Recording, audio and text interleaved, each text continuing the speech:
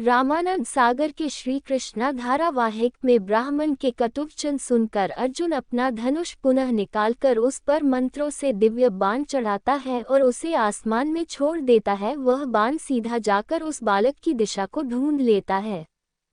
फिर अर्जुन आंखें बंद करके हाथ जोड़कर खड़ा होकर ध्यान करता है और ऐसी ही स्थिति में आसमान में गमन करने लगता है।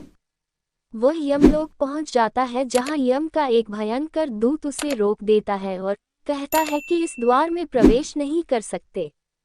तब वह अपने धनुष के बाण से यम के द्वार को तोड़ने का प्रयास करता है, लेकिन ऐसा नहीं हो पाता है। तब वह ब्रह्मास्त्र का आह्वान करता है, जिससे इंद्र का सिंहासन डोलने लगता है। सभी देवता ये देखने लगते हैं।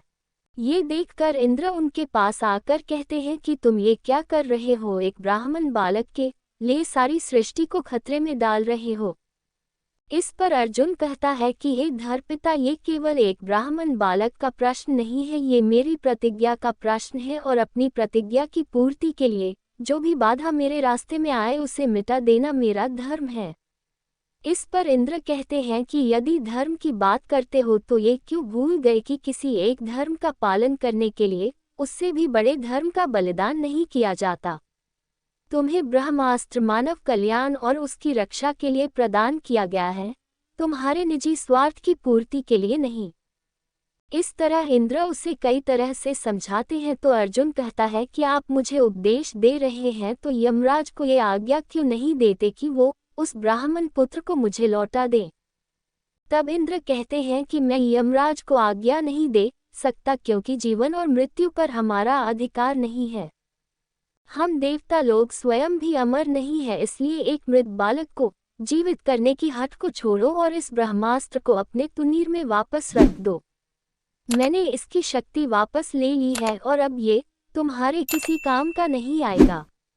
ये सुनकर अर्जुन कहता है कि इसका अर्थ ये है कि इस समय मेरी सहायता कोई देवता भी नहीं कर सकता।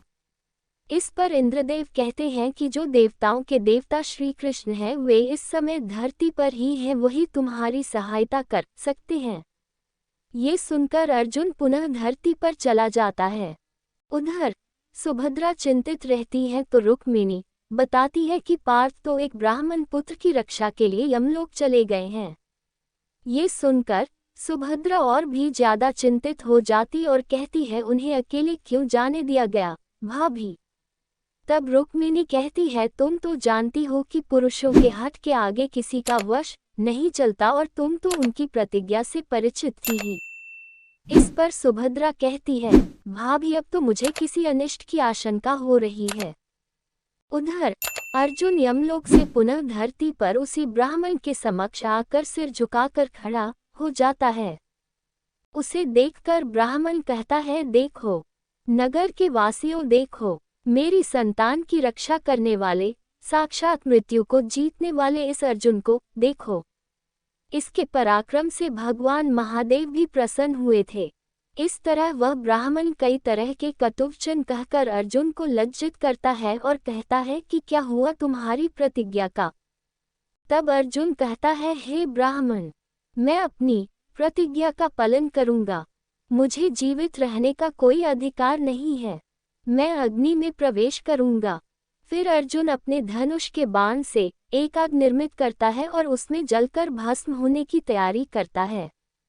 वह कहता है कि मैं अपनी प्रतिज्ञा में असफल होने के कारण अपने पितरों की मान और मर्यादा के लिए स्वयं को इस अग्नि को समर्पित करता हूँ। फिर वह अपने सभी अपनों से क्षमा मांगता है। फिर अर्जुन जलती हुई अग्नि की ओर अपने कदम बढ़ता है। तब वहां श्री कृष्ण रथ पर सवार होकर आते हैं और अर्जुन से कहते हैं, रुको। अर्जुन श्री कृष्ण को देखकर कहता है, वासुदेव आप। फिर श्री कृष्ण रथ से उतर कर आते हैं और कहते हैं, मुझसे क्या कहकर जा रहे हो सखा अर्जुन? तब अर्जुन कहता है, मैं अपने धर्म पालन में असफल रहा जनार्दन। ये सुनकर श्री कृष्ण कहते हैं कि मैं जानता था अर्जुन।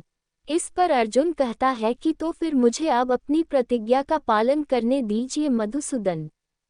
ये सुनकर श्री कृष्ण कहते हैं कि तुम्हारी प्रतिज्ञा के पीछे क्या है तुम जानते हो पार्थ? इस पर अर्जुन कहता है, क्या है जनार्दन? तब श्री कृष्ण कहते हैं कि तुम्हारा ही मैं और तुम्हारा ही अहंकार और कुछ भी नहीं। भला कोई काल को भी ललकारता है अर्जुन। ये सुनकर अर्जुन कहता है परंतु मैं आपकी निंदा भी तो सहन नहीं कर सकता था। तब कृष्ण कहते हैं कि क्यों नहीं सहन कर सकते, निंदा ही तो परिष्कार की जननी होती है। निंदा करने वाले ही तो हमें शुद्ध आचरण करने की सीख देते हैं। तब अर्जुन कहता है कुछ भी हो मधुसूदन, कोई आपको पापी कहे ये मुझे स्वीकार नहीं।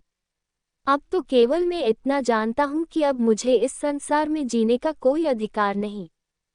ये सुनकर श्री कृष्ण कहते हैं कि तुम्हारे प्राणों पर केवल तुम्हारा ही अधिकार नहीं है पार्थ, तुम्हारे सखा का भी है। इसलिए मैं तुम्हारा सखा तुम्हें इस प्रकार कर्तव्य से भागने की अनुमति नहीं दे सकता। वो काया होते हैं अर्जुन जो अपने कर्तव्य को अधूरा छोड़कर मृत्यु के चरणों में शरण लेते हैं। तब अर्जुन कहता है परंतु मैं कर्तव्य से भागा नहीं कन्हैया, मैं कर्तव्य निभाने में असमर्थ हो गया हूँ। ये सुनकर श्री कृष्ण कहते हैं कि आदमी असमर्थ तो तभी होता है जब वह प्रयास करना छोड़ देता है। ये वीरों का काम नहीं। वीर तो अंतिम श्वास तक प्रयास करना नहीं छोड़ता। इस पर अर्जुन कहता है कि परंतु सामने एक लोहे की दीवार हो जिससे सिर टकरा कर वह थक जाए तो वह क्या करे। तब श्री कृष्ण कहते हैं कि तो वह उसी दीवार से टकराता रहे। इस पर अर्जुन कहता है कि टकराता ही रहेगा तो मर जाएगा। इस पर श्री कृष्ण कहते हैं कि उसी प्रकार मरना ही तो वीरों की शान है। तुम्हारी तरह थककर अपनी चीता जलाने को वीरता नहीं कहते अर्जुन। ये सुनकर अर्जुन चौंक जाता है। कर्तव्य पालन उसे कहते हैं कि वह लोहे की दीवार को टक्करें मारता मारता ही मर जाए, क्योंकि संभव है कि उसकी अंतिम टक्कर से वह दीवार टूट जाए। इस पर अर्जुन कहता है कि तुम कहना क्या चाहते हो कि मैंने पूरा प्रयास नहीं किया। तब श्री कृष्ण कहते हैं कि बिल्कुल यही कहना चाहता हूँ पार्थ, क्योंकि तुम यमलोक से आपस लौट आए, तुमने ये क्यों नहीं सोचा कि यमलोक से आगे और भी लोक होते हैं। ये सुनकर अर्जुन कहता है अर्थात। तब श्री कृष्ण कहते हैं अर्थात ये कि आओ मेरे साथ, हम दोनों यमलोक से आगे जाकर उन बालकों को ढूंढेंगे। फिर श्री कृष्ण उस ब्राह्मण से कहते हैं कि हे ब्राह्मण, मेरे इस सखा अर्जुन में तुम्हारे उन पुत्रों को ढूंढ लाने का सामर्थ्य है। वह अपनी प्रतिज्ञा अवश्य पूरी करेगा। तुम धीरज रखो और हमारे लौटने की प्रतीक्षा करो। चलो अर्जुन। फिर श्री कृष्ण और अर्जुन एक दूसरे रथ पर सवार होकर आकाश में चले जाते हैं। रथ पर श्री कृष्ण सवार रहते हैं और अर्जुन सारथी रहते हैं। वह कई समुद्र, पहाड़, घाटियों आदि को पार करके एक जगह श्री कृष्ण कहते हैं देखो अब हम 7 पर्वतों को लांघने वाले हैं पार। अर्जुन कहता है वासुदेव, आज जैसा निराश मैं कभी नहीं हुआ। अब तो मुझे मेरे सामर्थ्य पर भी शंका होने लगी है। इस पर श्री कृष्ण कहते हैं कि मैं सर्वश्रेष्ठ धनुर्धर हूँ, इसी अहंकार से तुम ग्रस्त हो गए थे। ऐसा समझो कि तुम्हारे अहंकार का हरण हो गया है। पार्थ, सामर्थ्यवान होने के साथ साथ विनयशील होना भी आवश्यक है। कई तरह के उपदेश देने के बाद वे आगे बढ़ जाते हैं। फिर वे एक अंधेरी गुफा में प्रवेश करते हैं। बहुत दूर जाने के बाद अर्जुन कहता है वासुदेव, यहाँ तो घोर अंधकार है, कहीं हम भटक ना जाएं। तब श्री कृष्ण अपने सुदर्शन को अंगुली पर ले जाते हैं और कहते हैं जाओ सुदर्शन, अपने ज्योतिर्मय तेज से इस घनघोर अंधकार को चीरकर हमारा मार्ग प्रदर्शन करो। फिर आगे आगे सुदर्शन और पीछे श्री कृष्ण एवं अर्जुन रहते हैं। फिर वे उस अंधेरी गुफा से निकलकर एक खुले आकाश में पहुंच जाते हैं जहां प्रकाश ही प्रकाश होता है। अर्जुन देखता है कि वहां सामने विराट में स्वयं श्री कृष्ण चतुर्भुज रूप में विराजमान होते हैं। अर्जुन उन्हें देखकर अचंभित होकर प्रणाम करता है। तब श्री कृष्ण भी प्रणाम करते हैं तो वे महापुरुष कहते हैं कहो वासुदेव, श्री कृष्ण कैसे आना हुआ।